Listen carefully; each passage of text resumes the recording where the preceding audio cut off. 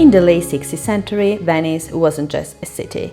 It was the world's greatest stage, a place where the impossible became daily reality. To the Elizabethans, Venice was the ultimate paradox, a bastion of liberty and a labyrinth of secrets. John Florio, the man who taught the English how to speak Italianate, viewed the city with a mixture of reverence and intellectual hunger. John Florio was very fond of Venice. He described Venice in both first fruits and second fruits as a beautiful, sumptuous and a rich city. Gladly, sir, but where will you go? I make account to go to Venice. What will you do there? I will see the city, if it be so fair as it is said.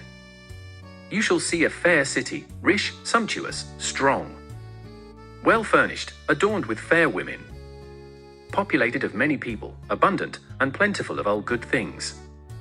Verily I believe that you praise it too much. Nay, rather I am not able to praise it enough as it deserves. Stephen, bread of Padua, wine of Vicentia, flesh of Furli, cheese of Piacenza, tripes of Trevice, and women of Venice. Peter, I would not for anything in the world omit the seeing of that renowned city of Venice, which of many is called the impossible, within the impossible. Stephen, who sees not Venice cannot esteem it, but he that sees it pays well for it.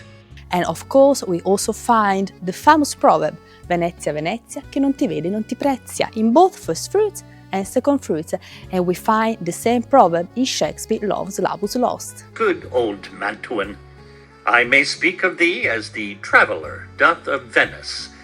Venezia, Venezia, chi non ti vede non ti prezia.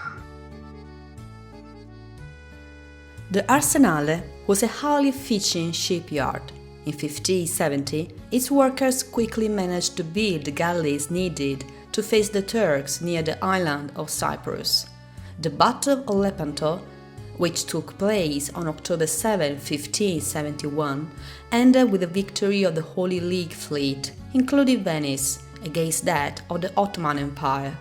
The Battle of Lepanto serves as the immediate backdrop for Shakespeare's Much Ado About Nothing.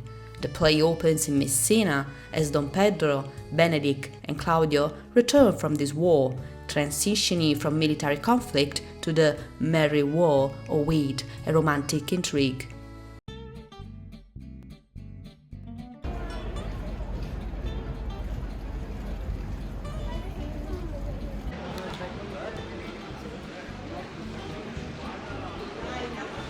Shakespeare mentions Rialto 5 times in The Merchant of Venice. The center of Rialto is a small public square called San Giacomo in Rialto. Why Rialto was the center of Venice during Italian Renaissance? Because here each weekday nobles, merchants, and important rich people met. What's news on Rialto? Who is he comes here? Rialto was the center physically and financially of Venice. In the 16th century, Venice was a city of rigid boundaries. For the Jewish community, life was confined to the ghetto of Cannaregio, a district separated from Rialto by a labyrinth of narrow streets and the cold waters of the Grand Canal. To trade at Rialto, a Jewish merchant like Shylock had to navigate a 15-minute walk that was, in Venetian terms, a vast social distance, marked always by the mandatory yellow caps that signal their exclusion. Yet beneath this structured surface, a more dangerous web was spinning.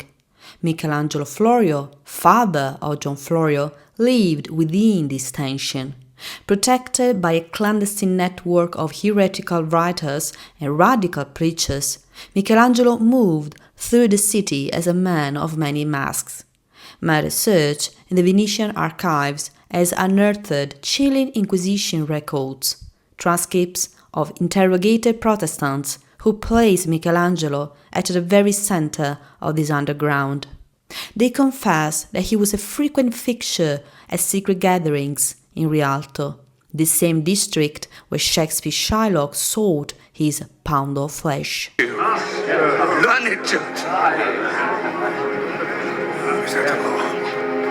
Yourself shall see the act.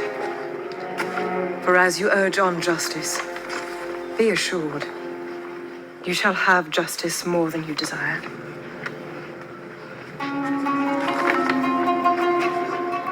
Here in Rialto, Michelangelo Florio met many nobles, doctors, writers. They were all part of a Protestant network, and they were all protected by the Duchess of Ferrara, Renée of France, Renata di Francia.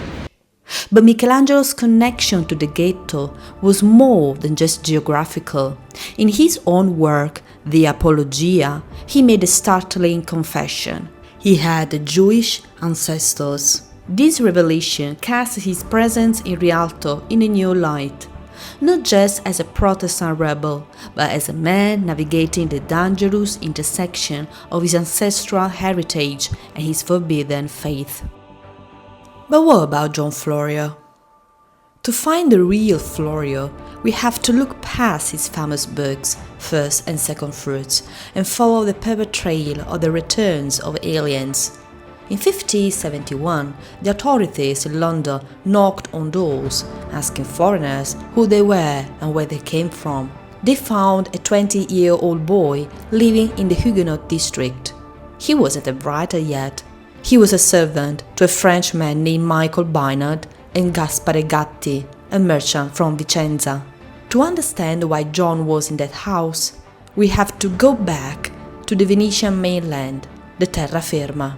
In the 16th century, cities like Venice, Vicenza and Verona were the engine rooms of the European economy.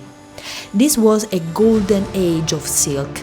By the early 1600s, this region was producing over 150 tons of raw silk. It was the finest in the world, coveted from Lyon to Antwerp. During John Florio's early years of his career, powerful families from the Grisons, the same region where Florio spent his childhood, moved into the Veneto. These families ran a commercial empire that stretched across the Alps. But these merchants were doing more than trading fabric. They were trading ideas. These families were intertwined with religious descent. Their warehouses weren't just full of silk, they were hubs for heretical thought. Michelangelo Florio had moved in these exact circles.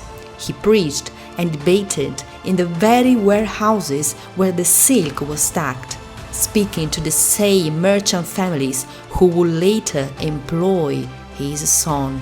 So when John Florio eventually set foot in London, he arrived as an experienced professional. He had already mastered his craft as a silk dyer in Italy, and arrived alongside the very families of silk merchants who dominated the trade. But London was his true homeland. He didn't come back to flee the Inquisition as his father had. He came back fueled by a fierce personal ambition. He didn't just want to survive in England, he wanted to reinvent it.